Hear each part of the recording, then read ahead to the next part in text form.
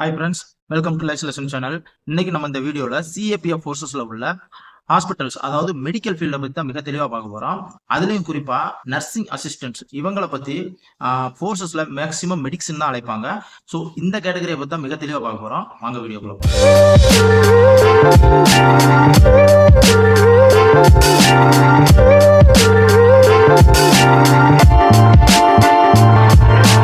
இந்த CAPF forces units எங்கெல்லாம் இருக்கோ அங்கெல்லாம் இவங்களுக்குன்னு ஹாஸ்பிட்டல்ஸ் இருக்கும்.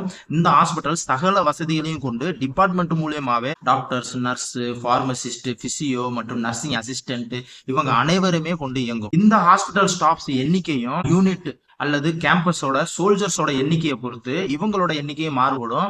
அதாவது ஒரு யூனிட்ல 1000 சோல்ஜர்ஸ் வரைக்கும் இருப்பாங்க இல்லையா? ஸோ அந்த மாதிரி இடத்துல கிட்டத்தட்ட ஒரு 4 டாக்டர்னா இருப்பாங்க. அதே மாதிரி 4-5 நர்ஸ் இருப்பாங்க, பார்மசிஸ்ட் ஒரு 2 பேர் இருப்பாங்க, பிசியோ ஒரு 2 பேர் இருப்பாங்க. ஆனா நர்சிங் அசிஸ்டன்ட் மட்டும் அதிகமா இருப்பாங்க. ஏன்னா இந்த மிலிட்டரி ஹாஸ்பிட்டல்ஸ் எடுத்துக்கிட்டீங்கன்னா ரொம்ப இம்பார்ட்டன்டான ரோல் வந்துட்டு இந்த நர்சிங் அசிஸ்டன்ட் அழைக்கப்படுற இந்த மெடிக்ஸுக்கு தான். ஸோ இவங்க கண்டிப்பா அதிகமான பேர் இருப்பாங்க. குறைஞ்சது ஒரு 10-15 பேராவது ஒரு யூனிட்ல இருப்பாங்க. அதே இது ஒரு சின்ன கேம்ப், அதாவது ஹெட் குவார்டர் மாதிரியான ஒரு சின்ன கேம்ப்னா அங்க ஒரு 100-150 சோல்ஜர்ஸ் தான் இருப்பாங்க. ஸோ அந்த மாதிரியான இடத்துல டாக்டர்ஸ் ஒரு ஆள் இருப்பாங்க, அதே மாதிரி நர்ஸ் ஒரு ஆள் இருப்பாங்க, அதே மாதிரி பார்மசிஸ்ட் ஒரு ஆள் இருப்பாங்க, அதே மெடிக்ஸ் வந்துட்டு ஒரு 4-5 பேர் இருப்பாங்க. ஸோ இந்த மாதிரி தான் சோல்ஜர்ஸோட எண்ணிக்கையை பொறுத்து அங்க உள்ள ஹாஸ்பிட்டல்ஸ்ல இருக்க அந்த மெடிக்கல் ஸ்டாஃப்ஸ் எண்ணிக்கையும் மாறுபடும். ஆனா எந்த இடமா இருந்தாலும் மத்த அந்த மெடிக்கல் ஸ்டாஃப்ஸோட எண்ணிக்கையை காட்டிலும் இந்த நர்சிங் அசிஸ்டன்ட், அதாவது மெடிக்ஸோட எண்ணிக்கை மட்டும் அதிகமாக தான் இருக்கும். செலக்ஷன் ப்ராசஸ் அப்படின்னு பார்த்தோம்னா டாக்டருக்கு உங்களுக்கே தெரியும், டாக்டர்னா பேசிக்கா எம்பிபிஎஸ் முடிச்சிருக்கணும். அப்படி அவங்க எம்பிபிஎஸ் குவாலிஃபைடா இருந்தா இந்த சிஏபிஎஃப் ஃபோர்ஸஸ்ல டாக்டருக்கு வேகன்சி வரும்போது அவங்க அதுக்குரிய செலக்ஷன் கொடுத்து எக்ஸாம் எழுதி அவங்க இங்க டாக்டரா ஜாயின் பண்ணுவாங்க. அதுக்கப்புறம் ஃபோர்ஸஸ்ல உள்ள அவங்களுக்கு பேசிக் ட்ரைனிங் கொடுக்கப்படும். அந்த பேசிக் ட்ரைனிங் முடிச்சதுக்கு அப்புறம் அவங்க டாக்டரா டியூட்டி ஜாயின் பண்ணுவாங்க. அதுக்கப்புறம் லைஃப் லாங் அவங்களோட ஒர்க் அவங்க பார்க்க போறாங்க. இப்படி ஃபோர்ஸஸ்ல டாக்டரா ஜாயின் பண்றவங்க டைரக்ட் ஆபீசரா ஜாயின் பண்ணுவாங்க. அந்த அசிஸ்டன்ட் கமாண்டன்ட் அப்படின்ற ஒரு ஆபீசர் ரேங்க்ல தான் அவங்க ஜாயின் பண்ணுவாங்க. அடுத்ததாக நர்ஸ்னு எடுத்துக்கிட்டோம்னா இவங்களும் சேம் தான். இவங்க இந்த நர்சிங் டிபார்ட்மெண்ட்ல டிகிரியோ அல்லது டிப்ளமோவோ முடிச்சிருக்கணும். அதுக்கப்புறம் ஃபோர்ஸஸ்ல வேகன்சி வரும்போது இவங்களும் செலக்ஷன் கொடுத்து டைரக்ட் நர்ஸா ஜாயின் பண்ணுவாங்க. இவங்க ஜாயின் பண்ணும்போது எஸ்ஓஸா ஜாயின் பண்ணுவாங்க, சபார்டினேட் ஆபீசர், அதாவது ஏஎஸ்ஐ, எஸ்ஐ இந்த மாதிரி ஒரு ரேங்க்ல அவங்க ஜாயின் பண்ணுவாங்க. ஜாயின் பண்ணதுக்கு அப்புறம் இவங்களுக்கும் ஃபோர்ஸஸோட பேசிக் ட்ரைனிங் கொடுக்கப்படும். அந்த ட்ரைனிங் அவங்க முடிச்சதுக்கு அப்புறம் டைரக்டா இவங்க அந்த நர்சிங் டியூட்டில ஜாயின் பண்ணுவாங்க. அதுக்கப்புறம் லைஃப் லாங் இவங்க அந்த நர்ஸ் டியூட்டியை தான் பார்க்க போறாங்க. அதே மாதிரி தான் பார்மசிஸ்ட் அண்ட் பிசியோக்கும் சேம் தான். இவங்களும் அந்த டிபார்ட்மெண்ட்ல டிகிரி முடிச்சிருந்தா டைரக்ட் எஸ்ஓவா ஜாயின் பண்ணுவாங்க. அதுக்கப்புறம் அவங்களுக்கு பேசிக் ட்ரைனிங் பண்ணுவாங்க. அதுக்கப்புறம் அவங்க லைஃப் லாங் டியூட்டில ஜாயின் பண்ணி அவங்க கேட்டகரி ஒர்க்கை தான் பார்க்க போறாங்க. ஸோ இந்த மாதிரி தான் செலக்ஷன் அண்ட் ட்ரைனிங் ப்ராசஸ்லாம் உங்களுக்கு இருக்கும். இவர்களுடைய ப்ரொமோஷனை பத்தி பார்த்தோம்னா இவங்க அவங்களுடைய டிபார்ட்மெண்ட் சீனியாரிட்டி அடிப்படையில் ப்ரொமோஷன் ஆகி போவாங்க.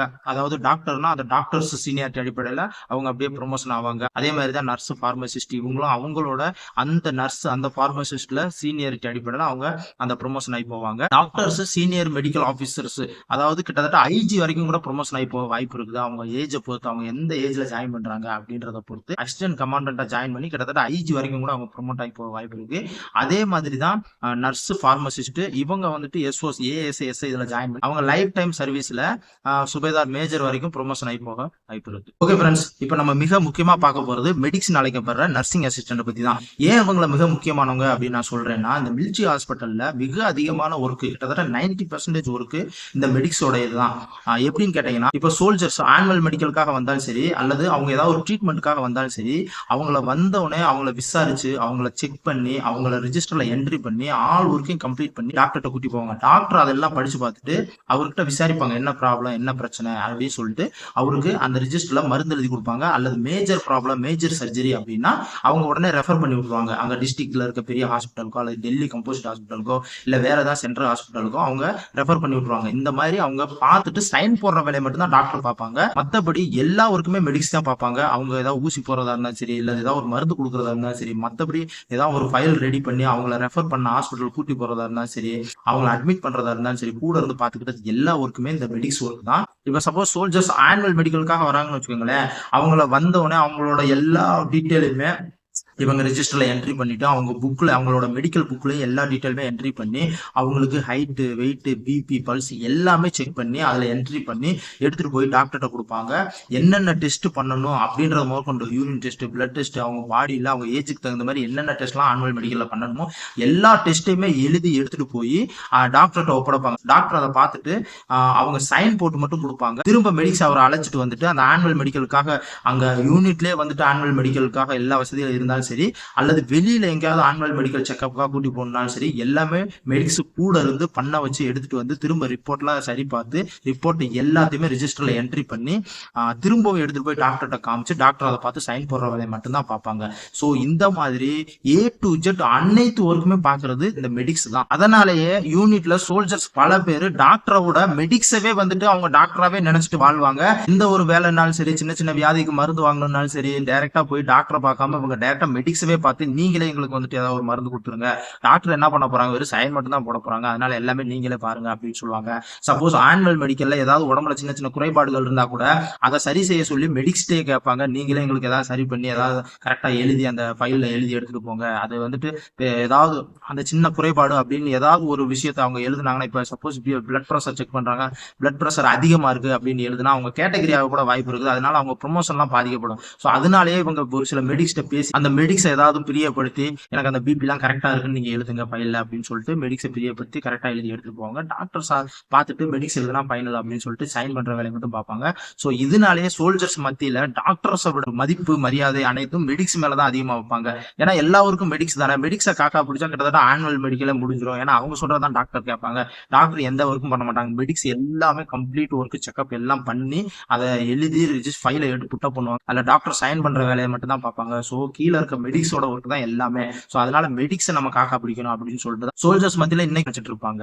மேலும் யூனிட் இல்லாம இப்ப பார்டர் பெட்டாலியன்ல இருந்தா பார்டர்ல போஸ்ட் எல்லாம் இருக்கும் இல்லையா, பார்டர்ல ஒரு சின்ன சின்ன போஸ்டா ஒவ்வொரு இடத்துல இருப்பாங்க. ராணுவ வீரர்களின் கடினமான பார்டர் வாழ்க்கை அப்படின்னு சொல்லிட்டு நான் அந்த பார்டரை பத்தி மிக டீட்டெயிலா சொல்லியிருப்பேன். அங்க அவங்க தங்கி எவ்வளவு கஷ்டப்பட்டு சர்வே பண்ணி டியூட்டி எல்லாம் கொடுக்குறாங்க அப்படின்றத பத்தி நான் மிக தெளிவா சொல்லியிருப்பேன். அந்த வீடியோ நான் டிஸ்கிரிப்ஷன்ல லிங்க் கொடுக்குறேன், அதை பார்க்காதவங்க பார்த்து தெரிஞ்சுக்கோங்க. அந்த மாதிரி அவங்க போஸ்ட்ல இருக்கும்போது அங்க டாக்டர்ஸோட எண்ணிக்கை வந்துட்டு யூனிட்ல ரொம்ப கம்மியா தான் இருக்கு இல்லையா. ஸோ டாக்டர்ஸ் வந்துட்டு போஸ்ட் பார்டர் ஏரியா அந்த மாதிரி இடத்துக்குலாம் போக மாட்டாங்க. ஸோ அந்த மாதிரி ஒவ்வொரு போஸ்ட்ல சின்ன சின்ன போஸ்ட்ல ஒரு 20 பேர் 30 பேர் இருக்க போஸ்ட்ல இருந்தாலும் சரி இல்ல 50 பேர் 100 பேர் இருக்க போஸ்டா இருந்தாலும் சரி ஒவ்வொரு போஸ்ட்லயுமே டாக்டர்ஸ் எல்லாம் இருக்க மாட்டாங்க, அங்க மெடிக்ஸ் தான் இருப்பாங்க. அவங்க தான் அங்க ஏதாவது ஒரு சின்ன பாதிப்புகளோ சோல்ஜர்ஸ்க்கு ஏதாவது ஒரு ட்ரீட்மெண்ட் கொடுக்கணும்னாலும் சரி சோல்ஜர்ஸ்க்கு ஏதாவது உடல் ரீதியா பிரச்சனைகள் வந்தாலும் சரி எல்லாத்தையுமே அங்க இந்த மெடிக்ஸ் தான் பார்த்துப்பாங்க. மேஜர் ப்ராப்ளம் சோல்ஜருக்கு அப்படின்னா அவங்கள கீழே யூனிட்ல டாக்டர் கிட்ட அனுப்புவாங்க. ஸோ மேக்சிமம் அங்க மெடிக்ஸ் தான் கூட இருந்து பாத்துக்கிறதுனால அனைவருமே மெடிக்ஸ் சொல்றதை விட கிட்டத்தட்ட அவங்களவே டாக்டர்னு சொல்லுவாங்க. அவங்களதான் இவங்க டாக்டராவே எண்ணி வாழ்வாங்க.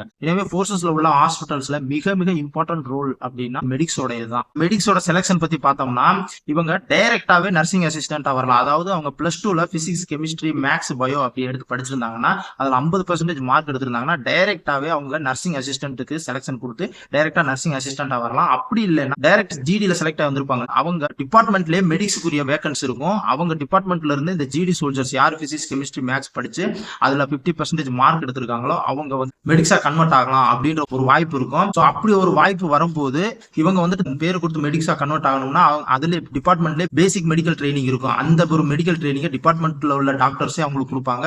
அது ஒரு 6 மாசம் கோர்ஸ் இருக்கும். அப்படியே அவங்க கோர்ஸ் முடிச்சுட்டு ஜிடில சேர்ந்து அதுக்கப்புறம் டிபார்ட்மெண்ட்ல மெடிக்ஸா கன்வெர்ட் ஆகலாம். மேக்சிமம் டைரக்ட் நர்சிங் அசிஸ்டன்ட்னு வர்றவங்கள விட இந்த டிபார்ட்மெண்ட்ல ஜிடில ஜாயின் பண்ணவங்க அதுக்கப்புறம் இந்த டிபார்ட்மெண்ட்ல மெடிக்ஸா கன்வெர்ட் ஆகுறவங்க தான் மிக அதிகமா இருக்கிறாங்க. ஸோ டைரக்டா ஜிடில வந்துட்டு அதுக்கப்புறம் நீங்க வந்துட்டு அந்த மெடிக்ஸ் கோர்ஸ் பண்றதுக்கு குவாலிஃபையா இருந்தீங்கன்னா கண்டிப்பா பேசிக் மெடிக்கல் கோர்ஸ் பண்ணிட்டு மெடிக்ஸா மாறுவதற்கு அதிக வாய்ப்பு இருக்குது. இவங்களோட ப்ரொமோஷன் பத்தி பார்த்தோம்னா இவங்க வேலைக்கு ஜாயின் பண்ணும்போது நர்சிங் அசிஸ்டண்டா ஜாயின் பண்ணாலும் சரி இல்ல ஜிடில ஜாயின் பண்ணாலும் சரி இவங்க டைரக்ட் கான்ஸ்டபிளா தான் ஜாயின் பண்ணுவாங்க. அதுக்கப்புறம் இவங்க சீனியாரிட்டி அடிப்படையில ஹெட் கான்ஸ்டபிள் ஏஎஸ்ஐ எஸ்ஐ அப்படின்னு ப்ரொமோஷன் செய்யப்படுவாங்க. ஒவ்வொரு ப்ரொமோஷன் போதும் அதற்குரிய ட்ரைனிங் நடக்கும். அதாவது ப்ரீ ப்ரொமோஷனல் கோர்சஸ் அல்லது ஹையர் மெடிக்கல் கோர்ஸ் அது மாதிரியான கோர்ஸ்கள் எல்லாம் நடக்கும். அந்த கோர்ஸ் குவாலிஃபை ஆகிறவங்க அடுத்தடுத்த ப்ரொமோஷன் ஆகிட்டே போவாங்க.